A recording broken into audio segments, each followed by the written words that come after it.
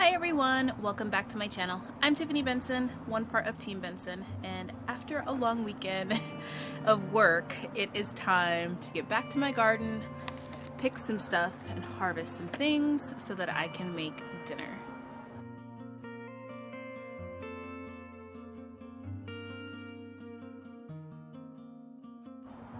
So first and foremost, guys, I got something so cool in the mail from one of our subscribers that I was really excited and I wanted to show you guys first and foremost.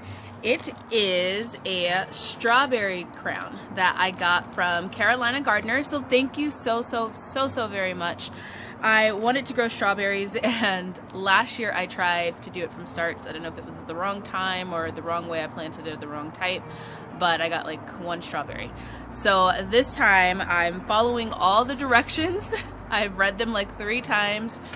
I have talked to the nurseries. I'm picking up the proper soil to put them in, because that could have also been the reason why my other ones didn't grow, because apparently after reading this you're supposed to grow strawberries in a certain type of soil. So tomorrow I'm going to go pick up the soil, and then I am going to plant these with you guys, and then also I'm going to plant a couple of other flowers and different things like that that I've gotten in the mail from our amazing subscribers. So thank you guys for sending me different seeds and different things like this, because these are things that I really enjoy just getting, because it's kind of like being able to share something with you guys and grow something with you guys.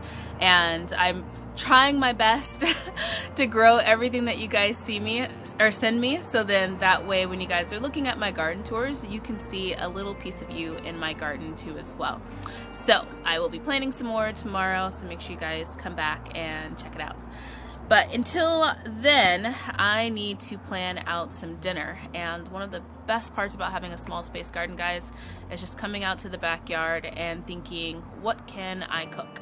So today's menu, I decided to do some roasted radishes that I got from the AZ Worm Farm with turnips and the eggplant that I have growing out here.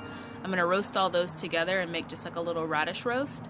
And then I'm also going to make a kale sausage potato soup, because I have a lot of kale, and now is the time that we get the best kale in our garden. So we had some kale like the other night, and then I'm going to have it again tonight because we have a bunch of it, so why not eat it?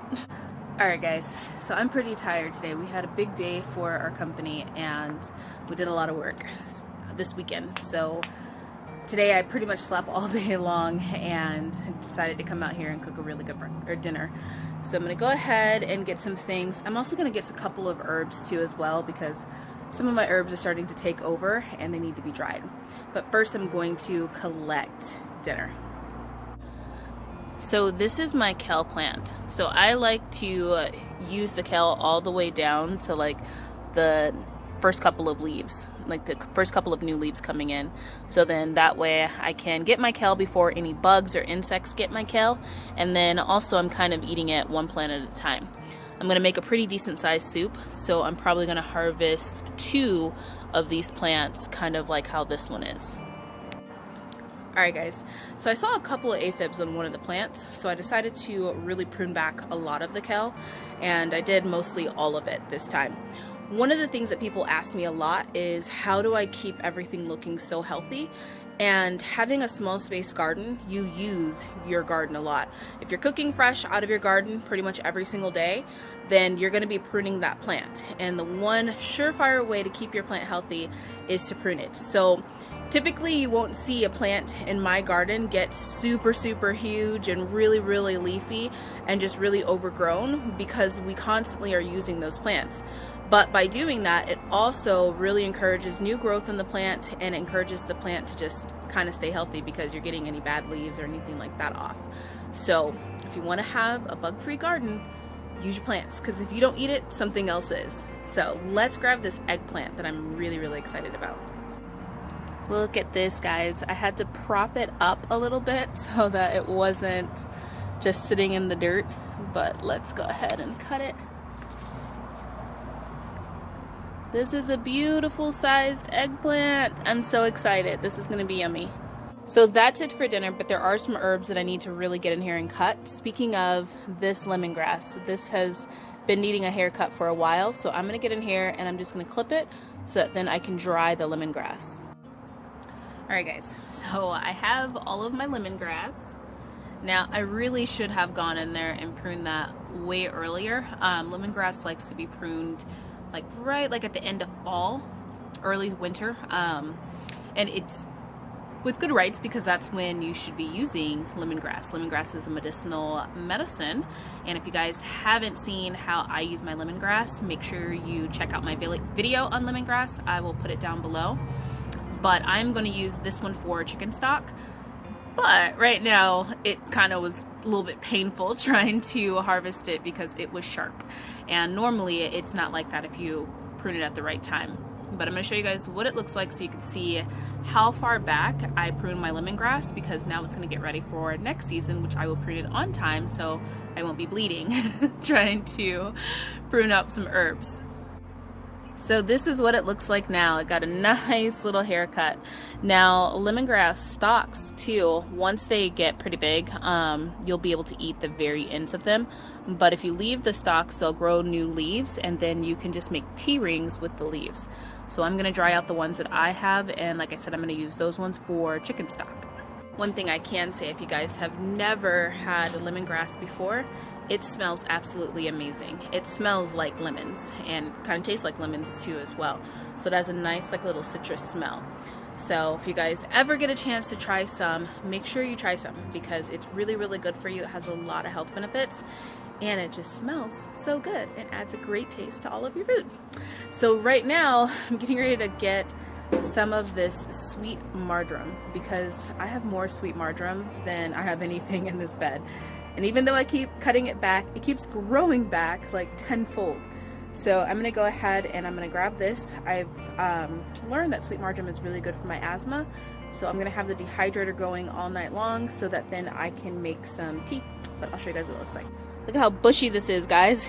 Like all of the other ones look all perfect and trim, and then you just get to this one that looks like a wild weed. So I'm gonna go ahead and I'm gonna cut this one back pretty far because I'm going to fill the dehydrator with this one. One of the things that's important when you're growing your medicinal herbs and just your herbs in general that you're using for cooking or just for teas, or get them when you can. So I know this is a very soft leaf. So in a couple of months, this is not going to survive the Arizona summer. I can already feel it. So I'm going to grow as much of it as I can, since right now it's prime time and it's just growing like a weed. I'm going to grow as much as I can, and I'm going to dry as much as I can. So therefore, I have a bunch of it for when my asthma is acting up during the summertime and I don't have any sweet marjoram in my garden. So that's what it looks like. That's all the sweet marjoram that I've gotten. And basically I just grabbed it and cut it because this was just so bushy and so much. The other thing you guys want to remember that with sweet marjoram, it will grow runners. See how this one just ran and went into the ground and created its own new plant. So if you don't want this to take over your bed, you better keep it kind of pruned. The same thing with this oregano. This one's going to be next because it's starting to grow runners. So I gotta find my kale and eggplant basket, which is right over here too as well. Oh my goodness. Look at this, guys. Just lots of fun stuff. But there is something I want to show you guys before I end the video that I'm super excited that is growing right now. It is one of my favorite things that's growing in my garden. Alright guys, looky, I have broccoli heads. This is so nice. I'm excited. Look at there. It's so great. I absolutely love broccoli, so the fact that that is growing in right now, I'm super excited about. But I'm gonna go inside and I'm going to cook up some dinner and dry some herbs and get ready for bed because I'm tired.